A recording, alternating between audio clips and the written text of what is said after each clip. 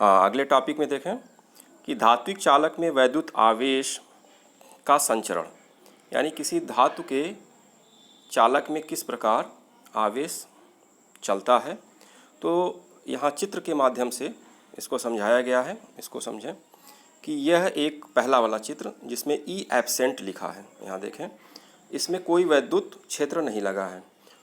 तो इसमें धातुओं के परमाणु से जो लूजली बाउंड इलेक्ट्रॉन होते हैं, जो आउटर मोस्ट ऑर्बिट के इलेक्ट्रॉन होते हैं, वह धातु के परमाणु से बाहर निकल आते हैं और धातु के परमाणुओं के बीच के स्थानों में गतिशील रहते हैं, जिनकी कोई निश्चित दिशा नहीं होती है। इन्हें मुक्त इलेक्ट्रॉन कहते हैं और या फ्री इलेक्ट्रॉन कहते हैं। तो यही वैद्युत धारा के प्रवाह के आवेश वाहक होते हैं, यानी इन्हीं के कारण वैद्युत धारा प्रवाहित होती है। अब जो लिखा हुआ है इसको देखें कि धातु के परमाणु में सबसे बाहरी कक्षा के इलेक्ट्रॉनों पर उनके अपने नाभिक का विद्युतीय आकर्षण बल बहुत ही कम होता है, जिससे वे अपनी कक्षाओं को छोड़कर धातु के परमाणुओं के बीच के स्थानों में स्वतंत्र रूप से गतिशील रहते हैं। इन्हें मुक्त इलेक्ट्रॉन या फ्री इलेक्ट्रॉन कहा जाता है। यही विद्युत धारा के प्रवाह के आवेशवाहक होते हैं, यानी ये चार्ज कैरियर होते हैं। यही विद्युत धारा के रूप में चलते हैं। अब ये पहले चित्र में है, जबकि इसमें कोई वैद्युत क्षेत्र नहीं लगाया गया है। दूसरे क्षेत्र में देखें कि जब वैद्युत क्षेत्र हम लगाते हैं तो ये इलेक्ट्रॉन गतिशील होते हैं।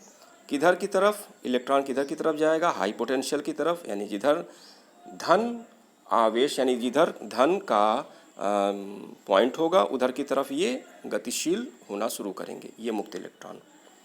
अब बाह्य वैद्युत क्षेत्र की अनुपस्थिति में धातु के मुक्त इलेक्ट्रॉन सभी दिशाओं में बंद पात्र में गैस के अणुओं की तरह अनियमित गति करते रहते हैं। यानी ये एक प्रकार से किसी बंद पात्र में यदि गैस को अणु हैं तो जैसे वो गति करते हैं वैसे ये गति करते रहते हैं। इनको हम इलेक्ट्रॉन गैस कहते हैं। चूँकि ऐसे इलेक्ट्रॉनों की कोई निश्चित दिशा नहीं होती, यानी कोई इसमें निश्चित दिशा नहीं होती, तो किसी दिशा में प्रवाह नहीं होता। अतः इसमें नेट धारा शून्य होती है। अब हम इसमें कुछ ऐसे टर्म्स हैं जिनको हम समझेंगे कि जैसे इलेक्ट्रॉन, मुक्त इलेक्ट्रॉनों का माध्य मुक्त पथ, mean free path of free electrons. तो ये क्या होता है?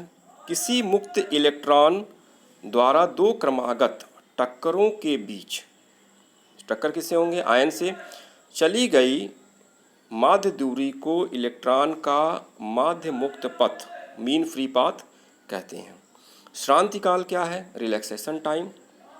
श्रांति काल देखें, दो क्रमागत टक्करों के बीच के माध्य समयांतराल को श्रांति काल कहते हैं।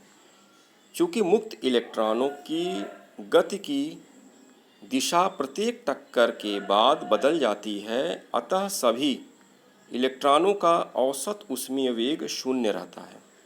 ये ऊष्मीय वेग क्या है? वह प्रारंभिक वेग जिससे ये गति करते रहते हैं। ये बहुत ज़्यादा होता है, 10⁵ के ऑर्डर का। यदि विभिन्न दिशाओं में ऊष्मीय वेग u1, u2, u3 ये हों, अप टू un या n इलेक्ट्रॉन है या बहुत ज़्यादा इलेक्ट्रॉन है, तथा n इलेक्ट्रॉन हैं, तब औसत ऊष्मीय वेग यानी u1 + u2 + u3 to un upon n = 0, यानी कि इलेक्ट्रॉनों का औसत ऊष्मीय वेग शून्य होगा। अतः इलेक्ट्रॉनों का नेट प्रवाह किसी दिशा में नहीं होगा, अतः नेट धारा शून्य होती है। अब इसका नेक्स्ट वीडियो हम देखेंगे फिर।